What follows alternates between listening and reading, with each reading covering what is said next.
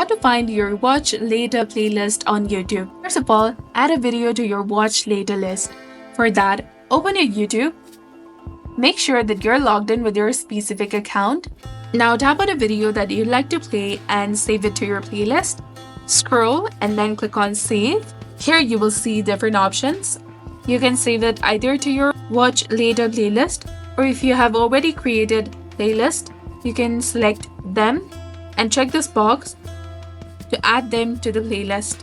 After that, click on done. Once you've done this, it will confirm that your video has been added to your watch later list. Now to view your watch later playlist, tap on your profile picture and then you will see the section of playlist. Click on view all. This is the section where it contains all the videos that you have added. Now you can watch any of those videos. You can follow the same steps on your computer as well. So this was all about it. If you found this guide helpful, please like, share and subscribe.